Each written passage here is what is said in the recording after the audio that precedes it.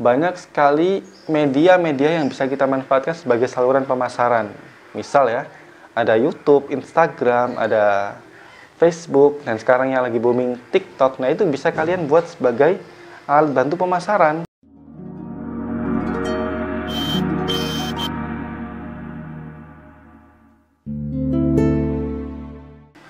Halo, assalamualaikum warahmatullahi wabarakatuh. Dengan Waish Alki di sini. Selamat datang di Waish Alki Channel. Jika kalian baru pertama kali masuk channel ini, jangan lupa klik tombol subscribe dan aktifkan loncengnya, karena di sini kalian akan banyak belajar tentang dunia bisnis, self development, dan juga digital marketing.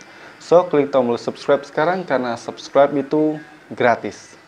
Oke, di video kali ini kita akan membahas sesuatu yang berkaitan tentang bisnis, dan saya rasa semua pebisnis juga mengharapkan hal ini. Apa itu? Bagaimana cara agar jualan kita laris manis? Siapa sih yang nggak mau laris manis jualannya? Jualan apapun, entah jualan barang yang lumayan murah harganya atau barang yang harganya mahal, semua orang pasti berharap dagangannya laris. Nah, di video ini kita akan membahas 7 tips agar jualan kita laris manis. Tips yang pertama adalah bangun brand. Jadi, jika kalian ingin jualan kalian laris manis, maka kalian harus punya brand. Semua produk-produk besar itu memiliki brand. Misal Canon, Apple, Microsoft, atau snack-snack. Cobalah lihat di Indomaret atau Alfamart. Semua memiliki brand. Produk-produk yang memiliki potensi laku keras itu pasti memiliki brand. Saya pribadi di salah satu startup yang saya bangun namanya Surga Digital, itu pun saya membangun brand. Kenapa menggunakan istilah Surga Digital? Karena di situ saya berharap orang yang mendengar istilah Surga Digital akan mengetahui bahwa produk yang dijual di situ adalah software-software atau tool-tool. Kalian kalau pengen lihat bisa cek di surgadigital.com. Itu startup yang saya bangun. Paham ya di sini ya? Jadi tugas kalian sekarang adalah membangun brand. Nggak masalah misal produk kalian itu hanya sekedar snack atau apapun, yang pasti semua produk itu harus dibangun brandnya di awal. Karena fungsi dari brand adalah untuk membedakan produk kalian dengan produk kompetitor. Poin yang kedua adalah bangun saluran pemasaran. Nah, sekarang ini kita masuk di zaman digital, di mana banyak sekali media-media yang bisa kita manfaatkan sebagai saluran pemasaran. Misal ya, ada YouTube, Instagram, ada Facebook, dan sekarang yang lagi booming TikTok. Nah, itu bisa kalian buat sebagai alat bantu pemasaran, bisa menjadi saluran pemasaran kalian. So, di sini tugas kalian adalah membangun saluran pemasaran di sosial media ini. Buat channel YouTube, buat akun Instagram, buat Facebook, buat TikTok, dan itu arahkan menuju pembelian produk kalian. Yang ketiga adalah bangun pasukan reseller. Jadi salah satu kesalahan fatal seorang yang ingin laku keras bisnisnya adalah dia langsung mengarah ke end user. Misal saya jualan snack. Nah, saya ini mencari pembeli nih. End user itu maknanya pembeli ya. Jadi saya menjual snack langsung ke pembeli. Mencari pembeli A, B, C, D, E, dan seterusnya. Padahal itu hanya membuat produk Anda terjual. Tapi jika kalian ingin produknya laris manis, kalian harus mencari reseller. Jadi yang saya cari sebagai seorang produsen adalah mencari reseller. Mencari reseller A, reseller B, reseller C, dan lain sebagainya. Nah, reseller ini akan saya bangun, akan saya bimbing, supaya mereka pandai dalam menjual. Jadi yang berkaitan dengan end user itu bukan kita sebagai pemilik produk, tapi reseller. Paham ya? Jadi kita sebagai pemilik produk, kemudian ada reseller. Nah, reseller ini kita bina, mereka yang akan menjual ke end user. Jadi kalau kita punya banyak reseller, ya jualan kita kemungkinan besar pasti laris manis ya. Yang keempat adalah go online. Sekarang kita masuk di era digital, di mana semua itu bisa di-online-kan. Entah untuk sekedar produk yang harganya relatif murah, atau semacam snack, atau bahkan saya kemarin beli itu ya, namanya Milidi. Itu jajanan anak SD ya, tapi di online kan, bayangkan.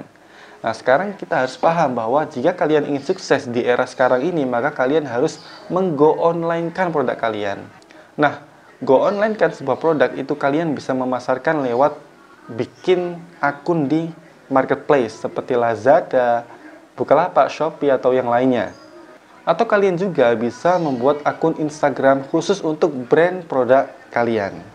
Yang pasti, tujuan dari go online ini adalah bagaimana pembeli bisa mengakses produk kalian secara online. Yang kelima adalah miliki website. Jadi meskipun kalian sudah membangun saluran distribusi lewat marketplace, YouTube, Instagram, Facebook, TikTok, atau yang lainnya, semua tetap harus ada satu yang menjadi pusatnya. Nah, pusat dari distribusi ini adalah website kita sendiri. Kenapa? Karena akun kita, misal kita punya akun YouTube ya, akun kita bisa saja nanti kena banned atau diblokir oleh pihak YouTube. Kita punya akun di marketplace nih, bisa saja toko kita di marketplace di banned atau dihapus oleh pihak marketplace, entah karena kesalahan dari pihak sana atau kita melakukan suatu pelanggaran. Bisa saja kan? Maka dari itu kita harus memiliki platform sendiri. Nah, platform sendiri ini namanya website. Jika kalian punya dana, saya sangat menyarankan kalian untuk menyewa jasa pembuatan website. Silakan cari di Google. Tapi kalau kalian ingin membuat website sendiri, kalian bisa belajar di YouTube. Tulis saja cara membuat website. Tapi ya resikonya seperti itu. Kalau kalian belajar di YouTube, pembelajarannya itu nggak sistematis ya. Kalian harus pintar mencari bahan-bahan materi. Nah, kalau ingin belajar yang lebih sistematis, lebih terarah, kalian bisa belajar di situs namanya jagoanwebsite.co. Itu merupakan kursus online pembuatan website. Silahkan join di situ. Yang keenam, gunakan paid traffic atau traffic berbayar. Traffic itu maksudnya adalah kunjungan. Nah, kunjungan itu ada dua modelnya. Yang pertama adalah kunjungan yang datang secara organik, kemudian yang satunya kunjungan yang datang secara berbayar. Kunjungan yang datang secara organik adalah ketika kita memasarkan produk tanpa perlu mengeluarkan biaya sepeser pun. Misal, kita menjual keripik lewat media Facebook gratisan, menggunakan media Twitter, YouTube, itu kan gratis ya. Tapi kalau yang berbayar, kita menggunakan layanan periklanan, misal menggunakan periklanan Facebook, periklanan YouTube, periklanan Google Ads, atau yang lain sebagainya. Jadi kita memanfaatkan paid traffic atau metode berbayar untuk mendatangkan pengunjung ke website kita.